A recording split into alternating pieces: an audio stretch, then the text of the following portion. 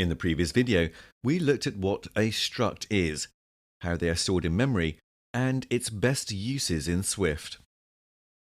In this video, we're going to take a look at two of the main data structures provided in Swift: arrays and dictionaries.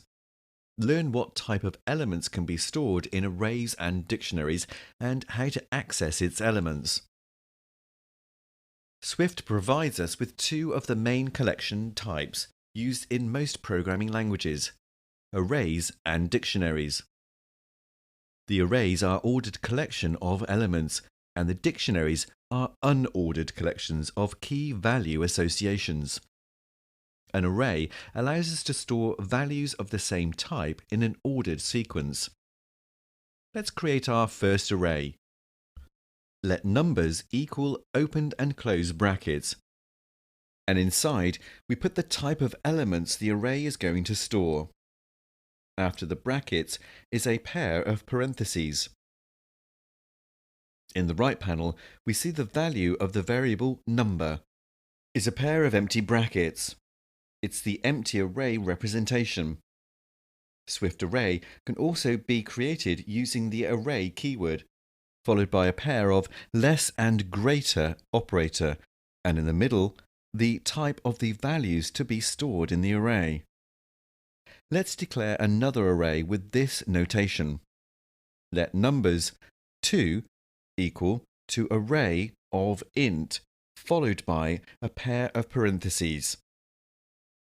This way is exactly the same way as I did before. We can add new elements to the end of an array using the append method. Let's add some numbers to the first array called numbers. Numbers dot append, open parentheses, 5, close parentheses. And now the array numbers contain the element 5 inside. Swift's array type also provides an initializer for creating an array of a certain size with all of its values set to the same default value. Let's see in action. Let another array equal to shorthand array declaration and open the parentheses. Typing C, the compiler auto-completes for us with the initializer. Put the argument count 5 and elements for the repeated value as 0. Excellent! We created an array with 5 elements, all with an initial value of 0. We can join the elements into arrays of the same type using the plus operator. Hence, we have to join in a new array called union of two arrays. The elements in the array numbers and the elements in the array another array. So, let union of two arrays equal to numbers plus another array. We can access the number of elements in an array using the count property. For example, if we put union of two arrays dot count, we will see 6 as the result. The elements in an array can be accessed using the subscript syntax. For example, if we want to get the element in the position 3 in the array union of two arrays, we can get it using subscripts like union of two arrays open and close brackets, and we get the inside the position of the element.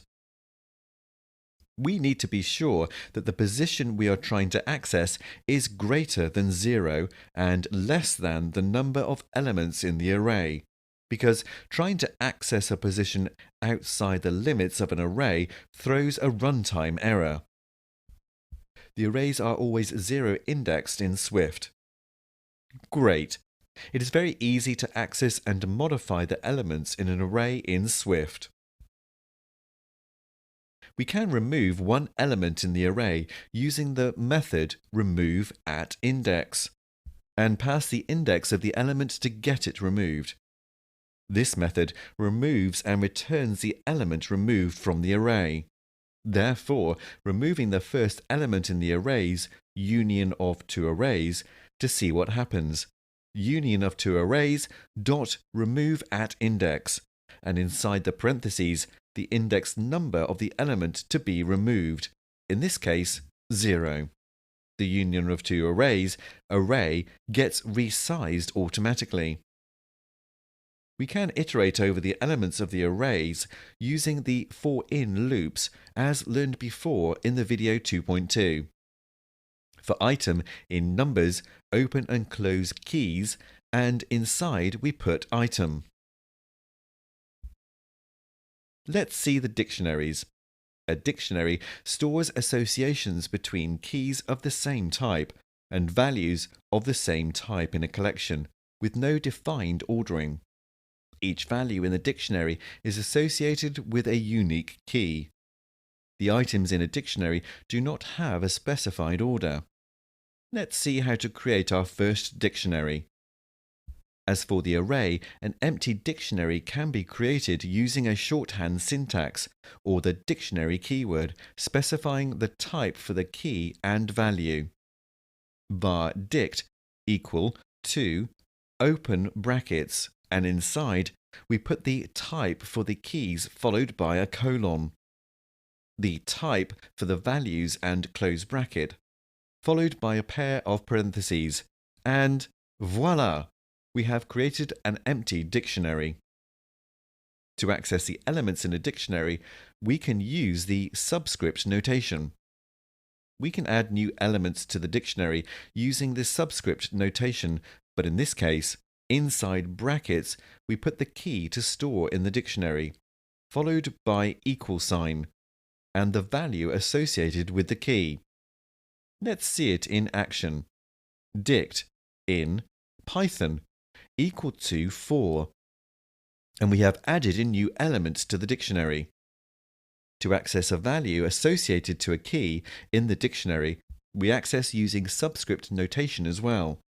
But in this case, as the key may not exist in the dictionary, the subscript notation returns an optional value, such that it can be checked using optional binding. So, if let value equal to dict in C#, open and close keys, in the body of the if statement, we are going to print if the key was found. We can remove an element from a dictionary, assigning nil to the element, using the subscript notation. Let's remove the previously added Python element, assigned it to nil. We can iterate over the key value pairs in a dictionary, using the for-in loop. Each item in the dictionary is returned as a key, value tuples, and we can decompose the tuples members into temporary constants as a part of the iteration. Let's see it in action. For key, comma, value, in, dict, open and close keys, and inside we put the key in one line and the value in the other to see its values. In this video, we learnt the usage of arrays and dictionaries in Swift. In the next video, we will learn about classes in Swift, how to declare it, and how they are stored in memory.